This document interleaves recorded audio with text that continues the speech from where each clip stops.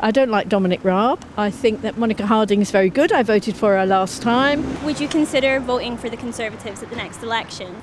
No. I'd prefer another party because they've got a bunch of muppets that are going on at the moment. So how will you be voting? I'll be voting Liberal Democrat. And why is that? I don't like Dominic Raab. I think that Monica Harding is very good. I voted for her last time. I don't do anything active for the Lib Dems except pay my membership and support them verbally when I'm asked. Oh no, it's such terrible options because everyone's just doesn't care about normal people. But I think it's just picking the best of two evils and trying to tactically vote your way out of a horrible political situation. Well, it depends on the parties that put up. I'd prefer another party because they've got a bunch of muppets that are going on at the moment. I mean, you've got a Tory party that think that the rules for the people who vote them in are one thing, but it doesn't apply to them. And the opposition are worse than useless. And don't get me started on the Lib Dems. So I'll probably vote for the raving loony party. I'll be voting Conservative in the next election. I feel that they've still been good for the way I feel in politics, and I was voted for Brexit, and I'm still happy with the way it's going. There's a huge lot of business ownership in this constituency. Lots of people work in London, so they have those connections and trade connections with Europe and the rest of the world.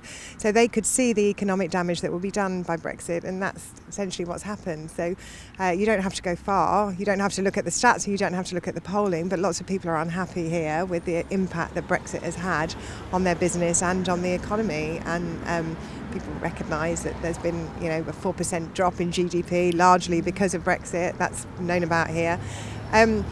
It comes up on the doorstep in that regard. So people are concerned about the economy, they're concerned about growth, and they can't see the plan. They can't see the Conservative government or the Labour Party have got a plan to get them out of growth at the moment, and they want that. Would you consider voting for the Conservatives at the next election, or have you been put off? No. I'm torn between the other two parties, and I may not even vote at all. The Liberal Democrats are set to take this seat. Would you ever consider voting for the Liberal Democrats? I vote for them at council level. They've a proven record where I live by Effingham Way. But I'm concerned about the lack of experience they may have in governing and so on. I appreciate at some point they have to be, get their toes wet and so on. But I suppose if I had to choose somebody, possibly that's the way I would go.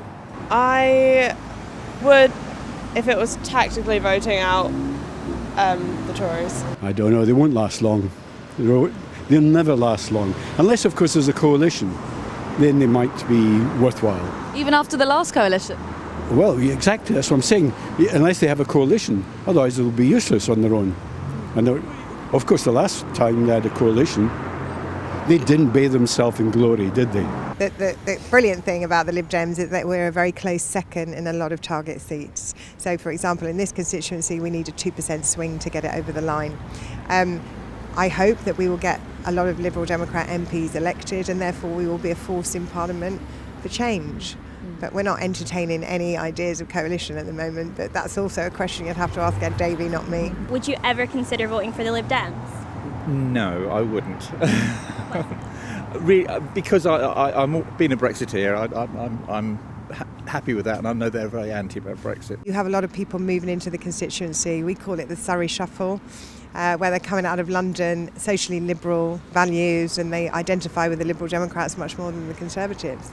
And I think they feel that the Conservatives have made lots of decisions that are detrimental to the economy and to business, and they're not happy with that. And of course there's the constant drip of sleaze from the Conservative government, which goes down very, very badly here. They were pretty livid with Boris Johnson, Partygate, Nadeem Zahawi and his tax affairs, and then these latest allegations surrounding Dominic Raab have gone down like a lead balloon here. So people are fed up. They see incompetence and they see sleaze, and they don't want it anymore. Even though this is such a wealthy area, do you think there's potential for the Tories to lose the seat? Yes, very much so. Yes, it's one of their... well, he's not very popular. I mean, he's not very popular in his own party. And also, we were Remainers and he's a Brexiteer. And there's a lot of Liberal Dems. We're surrounded by Lib Dems. Ed Davey's the next one, and Richmond's been Lib Dem. So there's a lot of Lib Dem around here. Do you think Rishi Sunak was wrong to keep Dominic Raab in the cabinet? No, I'd rather they had the inquiries that they say they're going to have, and it seems to be open and fair then. What about Dominic Raab? No, I'm not about to get myself sued. Has he been a good MP? No, not at all. Not in the least bit. But how would I know? I'm just a simple Scotsman. I think Surrey's great, Esher's great. My wife and I live here, looking after our 2-year-old grandson, and it's pretty good, except for the politicians. There have been problems outside of their control, we know that. But the way in which they've stood up to them has left much to be desired, quite honestly. As I said at the beginning, they believe there's a set of rules for us and another set for them. And don't get me started on Bojo. And what do you think of the allegations of bullying against Dominic Raab and the fact that he's been allowed to maintain his ministerial role while the investigation's going on? I think it's not good that anyone is being does that. If he's done that, obviously it's allegations and not definite.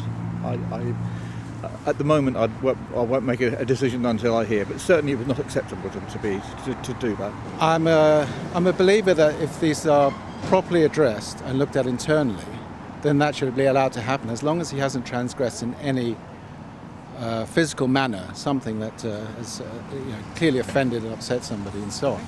Then these things should be allowed to happen. And I like everybody, I'm sure, the media just blows things out, and any small comment that's made by anybody, I just wonder how often something is said and it's made to sound like everybody has that same opinion, and the media is responsible for that, in my opinion. So, I'd rather like the previous minister who was double-checked, Zawahi.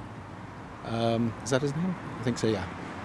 He went through a committee and he checked out and so on, and quite frankly, he had to resign. So. And do you think Dominic Raab should resign if he's found to have perpetuated a culture of fear?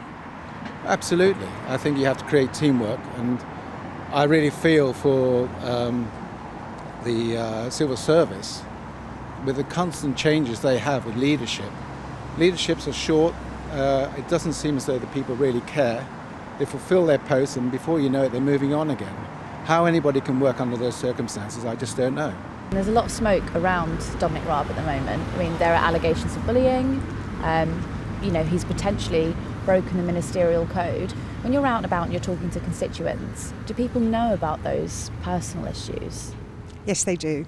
They do know about those issues, and they go down like a lead balloon on the doorstep. People are really angry.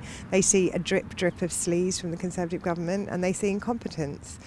And, these are hard-working people that want the best for their families, and they want the government to support that. They're livid with their MP.